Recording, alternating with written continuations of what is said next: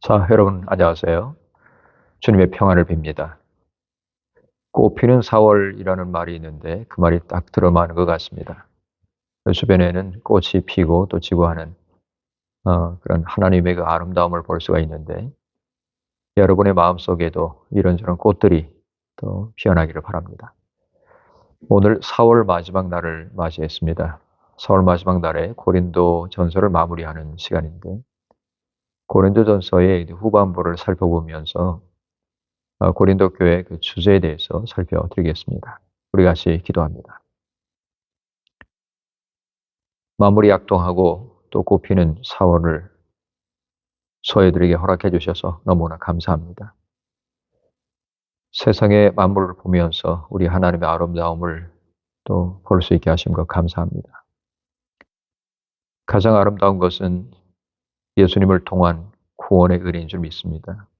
우리에게 주신 그 구원의 은혜를 꽃처럼 생각하고 마음 가운데 간직하고 향기로운 향기를 맡게 도와주시옵소서. 예수님의 이름으로 기도합니다. 아멘. 자, 오늘은 이 고린도전서 두 번째 시간으로 고린도 교회에 나타난 여러 가지 문제들과 또 거기에 대한 바울의 또 경고, 또 가르침, 답변들을 보는 시간입니다. 어, 여러 가지 문제들이 나와 있는 것이 이제 5장부터 아주 길게 11장까지 이어집니다. 물론 그 뒤에도 문제들이 안 나와 있는 것은 아니지만은, 그러나 우리 하나님이 바울을 통해서 고린도 교회 지적하시는 내용들은 5장부터 11장에 집중되어 있습니다. 교회 내 파당의 문제, 그것이 이제 분열로 이끌고 또 이렇게 분열되다 보니까 다른 여러 가지 문제들이 파생되고 있었습니다. 음행의 문제, 또 세상 속에도 없는 그런 나쁜 일이 일어나고 있다는 거지요. 또 교인들 간에 세상 법정에다가 소송을 거는 문제들, 너희들이 세상을 판단해야 될 텐데 어찌 하나님 없는 저들에게 교회의 일을 판결을 맡기는가라고 이야기를 하지요. 또 결혼하는 문제에 대해서 7장에 나와 있고, 그 다음에 이혼 문제, 우상 숭배에 쓰였던 재물을 사먹는 문제, 고기 문제죠. 그 다음에 우상 숭배를 하는 문제, 또 심지어 성찬에 대한 문제들, 이 교회에서 큰 혼란으로 일어나고 있는 여러 가지 문제들을 지적하고 있습니다. 바울이 인내를 가지고 전도했던 그 교회에 대해서 많은 문제에 대해 대답하고 권유합니다. 이런 많은 문제들에 대한 대답들은 다들 이렇게 나와 있습니다만은 이 많은 문제들이 파생된 것의 근본 문제는 주님에 대한 믿음, 부활에 대한 것, 그 다음에 주님의 몸을 받는 그 성만찬 문제였습니다. 이 성만찬 문제가 다른 모든 것들을 그 파괴하는 해악의 근원이라고 보고서 바울이 신중하게 경고합니다. 이렇게 기록되어 있습니다. 먹을 때 각각 자기의 만찬을 먼저 갖다 먹으므로 어떤 사람은 배가 고프고 어떤 사람은 취했다. 자, 초대교회 예배 중심은 두 가지로 이루어져 있습니다. 말씀 예전, 즉 사도들의 말씀 전파. 요즘식으로 하면 이제 말씀 전파는 설교라든지 또는 성경 공부가 되겠는데, 성경 공부보다는 예배 중에 선포되는 말씀이라고 할 수 있겠습니다. 그 다음에는 주님의 만찬입니다. 초대교회 예배는 이와 같이 매 예배 시간마다 말씀과 그 다음에 성만찬이 마치 그 1부와 2부처럼 이어졌습니다. 이 주님의 만찬은 모든 성도가 함께하는 공동 식사하고 연결되지요. 공동 식사라고 하는 것이 점심이나 저녁 시간에 좀 넉넉한 사람들이 집에서 음식을 장만해 왔습니다. 요즘처럼 교회에 부엌이 있는 것은 아니었기 때문에 그 집안의 가장이 먼저 넣고서 이제 감사기도를 하고 그 다음에 음식을 가지고 온 주인이라든지 이런 사람들이 노예나 가난한 사람들과 한 식탁에서 함께 형제자매로서 먹는 정말 당시로서는 파격적인 공동 식사였어요. 그냥 맛있는 음식을 먹는 것으로 그치는 것이 아니고 이것은 사회 모든 신분을 뛰어넘는 그리스도의 몸을 나누는 사랑이었습니다. 그리고 이 성만찬이 이렇게 진행된 이후에 바로 이제 음식을 먹게 됐는데 가장 심각한 문제는 교회 몇몇 부자들이 자기들이 만들어 왔으니까 이거 내 음식이니까 자기 마음대로 아이고 배가 고프네 기다리기 힘들다. 그래서 먼저 먹어버리는 거죠. 그러자 일을 하고서 주인들이 정말로 일을 아주 죽어라고 시키고서는 굉장히 시장한 모습으로 아무것도 먹지 못하고 예배를 드리러 교회로 온 가난한 사람들이 와보니까 아무것도 없는 거예요. 그래서 배가 고픈 그 채로 자기 처소로 돌아가야 됐습니다. 이것 때문에 한 몸과 한 피에 참여하는 성만찬의 의미가 다 깨져버리고 그리스도 안에서 형제자매들이 함께 주인과 노예가 아무런 거리낌이 없이 한 상에서 먹는 형제자매로서 교제하는 그 음식의 교제가 무너지게 된 겁니다. 이것이 그리스도의 몸이라고 하는 그 의미마저도 파괴하는 것이었어요. 이 보고를 받고 바울이 굉장히 격분하지요. 거기에 대해서 견책하는 내용이 나옵니다. 그리스도께서 하나 되게 하셨는데 어떻게 이렇게 형제를 낙심시키느냐. 그렇게 하면 안 된다고 이제 이야기를 합니다. 자, 그것이 11장까지 나와 있고요. 그 다음에 12장부터 14장까지는 영적인 은사에 대해서 말씀하는 것입니다. 여러 가지 은사에 대해서 쭉 12장에 소개를 하고 그 다음에 이어지는 것이 13장인데 13장에는 가장 좋은 것을 보여주겠다라고 말하면서 사랑에 대해서 이야기합니다. 이 사랑에 대해서 쭉 이야기를 하는 것이 13장의 1절부터 마지막 절까지 전체를 이루고 있고 그 다음에 14장이 이어지는 것은 바로 12장에서 얘기했던 것을 이어서 얘기를 합니다. 13장에서 사랑에서 딱 건너뛰고 그 다음에 14장이 이어지게 되는 거죠. 이어지게 되는 14장에는 주로 말씀하는 것이 방언과 예언입니다. 방언은 자기의 유익을 위한 것이고 예언은 교회의 유익을 위한 것이다. 따라서 방언을 멸시하거나 방언을 하지 말라는 것은 아니지만 교회 내에서는 공중에서 잠잠하고 예언을 하는 것이 맞다. 또 예언을 하더라도 차례대로 해라. 한 사람씩 예언하고 한 사람 또 분별하고 이렇게 해라. 근데 방언도 마찬가지입니다. 방언을 하되 무슨 얘기를 하는지를 모르니까 통변을 하도록 해라라고 말합니다.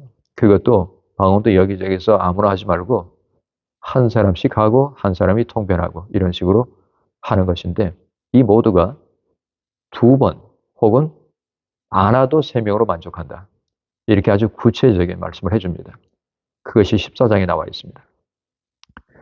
고린도 교회 여러 가지 문제가 파생되어 있었는데 또 파당과 성만찬 그리고 여러 가지 사회적인 부도덕의 문제를 넘어서서 심지어는 영적인 은사의 문제로도 파괴적인 분열이 이루어지고 있었습니다.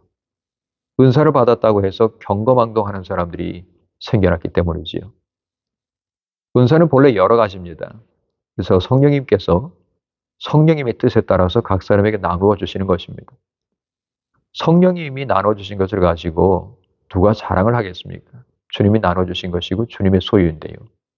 그렇지만은 이걸 가지고 자랑하고 내가 당신보다 낫다고 생각하는 정말로 말도 되지 않은 일들이 벌어지고 있었던 거죠. 여기에 대해서 바른 가르침을 줍니다. 모든 은사는 하나님이 주신 소중한 선물이다. 그리고 교회의 유익을 위한 것이다. 그렇지만은 은사를 자기의 이익이나 자기의 명성이나 자기의 어떤 도취의 방편으로 사용해서는 안 된다.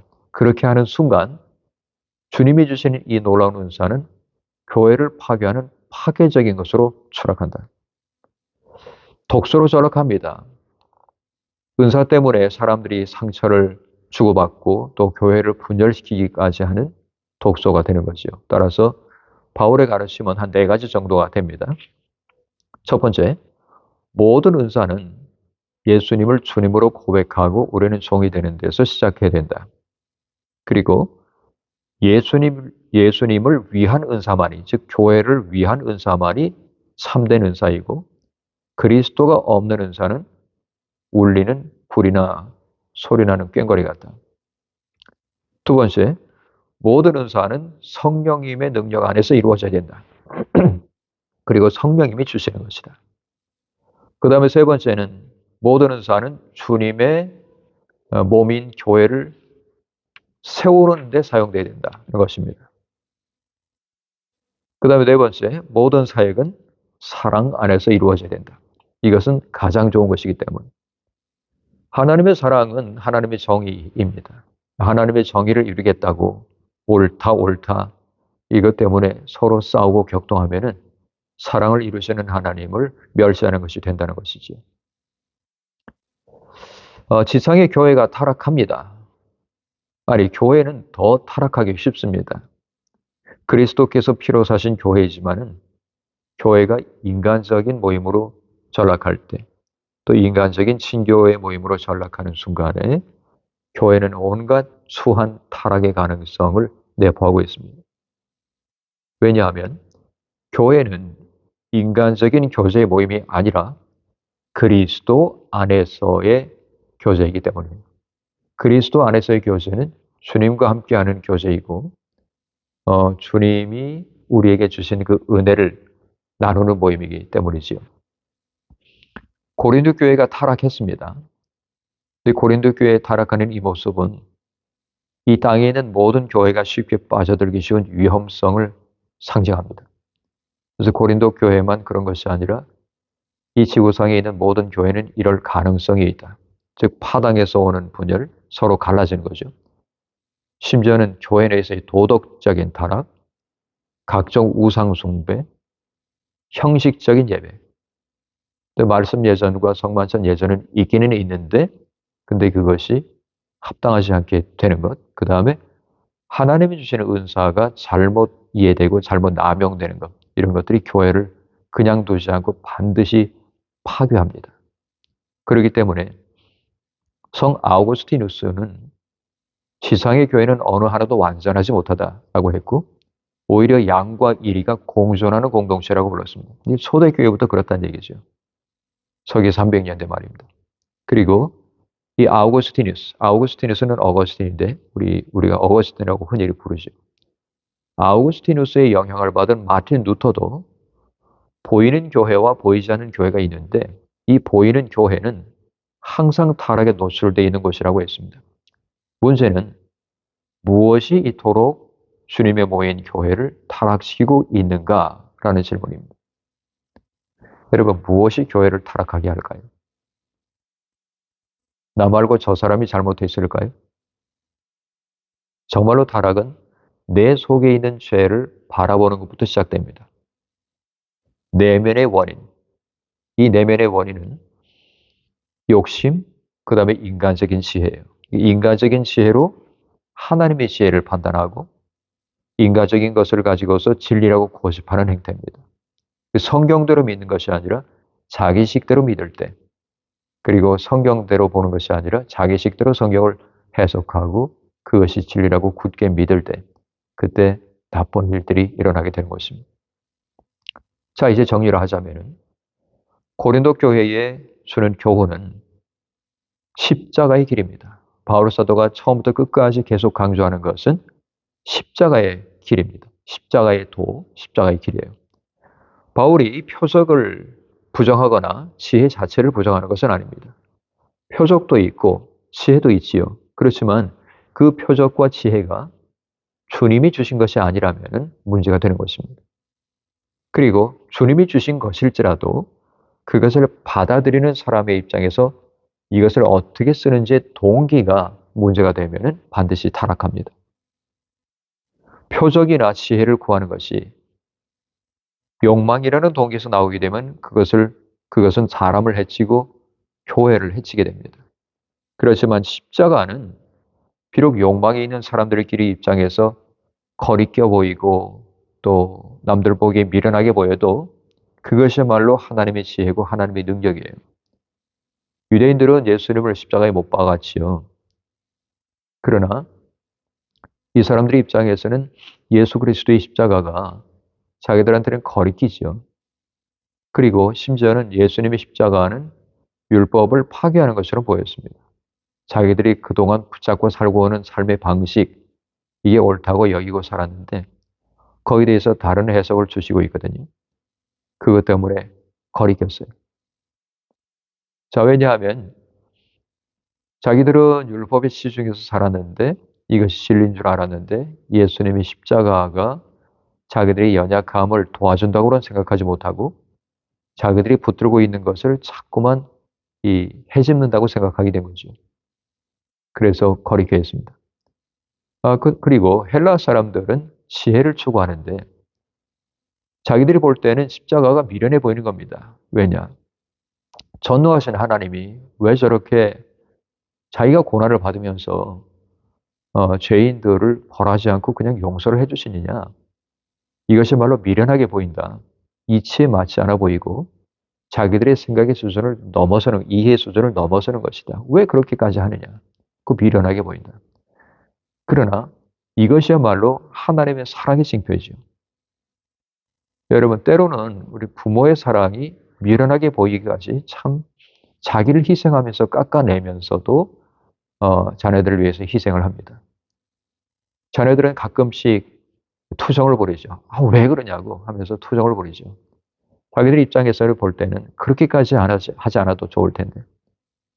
엄마, 아빠가 정말 스스로를 돌보는 것이 자기들 마음에도 참 좋은데, 근데 왜 그렇게 스스로를 깎아내면서까지, 아프면서까지 자식을 사랑하느냐. 이해되지 않는 그 부모의 사랑이지만 이것이야말로 자기를 내주는 사랑인 거죠. 그래도 부모된 입장에서 이 자식들이 걱정하지 않게 하는 것도 참 좋은 일이에요. 그래서 걱정하지 않도록 자기를 잘 지키고 이기적으로 되라는 얘기는 아니지만 자기를 나도 하나님이 사랑하시는 자녀다 이런 마음을 가지고 하나님 아버지 마음 아프게 하지 않기 위해서 자기를 잘 지키는 것도 이것도 우리의 의무라는 생각이 듭니다. 자, 바울의 신앙과 바울의 신학의 중심은요. 바로 그리스도 예수의 십자가예요. 그리스도 예수의 십자가 밖에는 나는 자랑할 것이 없다라고 얘기를 했잖아요. 그래서 이 십자가의 길 위에 세워진 교회라고 하는 것은 종말론적인 공동체입니다. 종말론적인 공동체라고 하는 것은 조금 어렵게 들리지만 마지막 때를 살아가는 방법입니다. 부활이 없다고 하는 사람들이 있다라고 얘기를 했어요. 오늘 15장에 오늘 아침에 읽었는데 부활이 없다고 하는 사람들이 보통 어떤 사람들일까요? 이 세상에서 부러울 것 없이 잘 먹고 잘 사는 사람들, 이런 사람들은 뭐 죽은 다음에 부활이 오고 하는 데서 별로 관심이 없습니다. 왜냐? 여기가 계속 있고 싶고 재밌고 행복하거든요. 그러나 여기서 고통스러운 사람들은 잠깐만 견디자 주님께서 우리를 새롭게 살리시고 영생이 우리에게 주어질 것이다. 이런 분명한 믿음 가운데 살지요.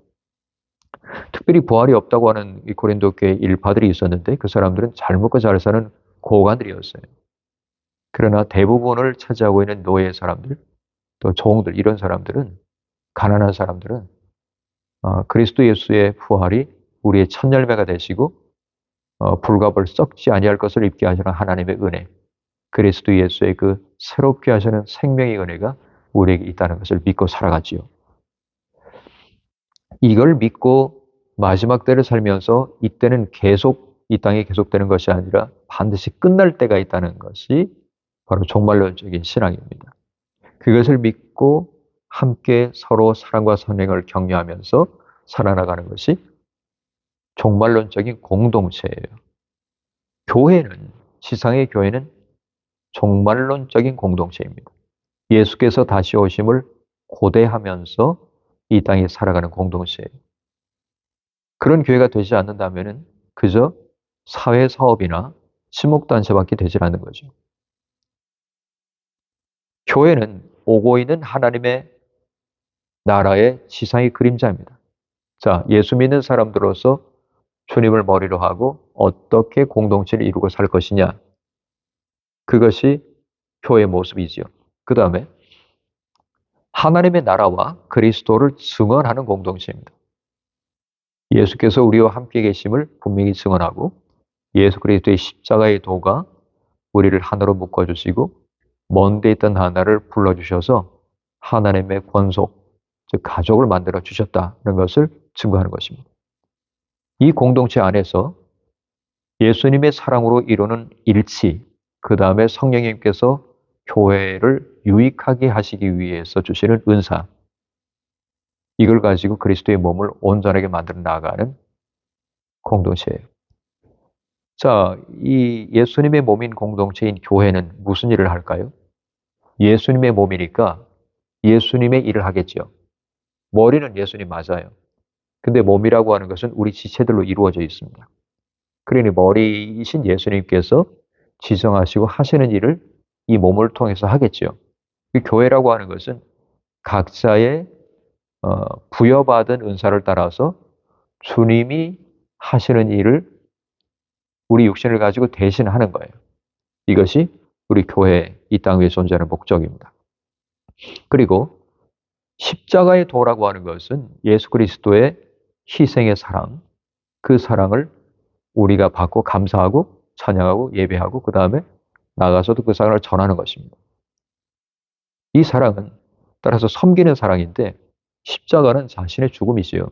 그래서 내가 모든 사람에게서 자유롭지만 스스로 모든 사람에게 종이 된 것은 아무쪼록 더 많은 사람을 얻고자 하는 것이다 라고 바울이 고백하듯이 똑같이 교회가 이 일을 하는 겁니다.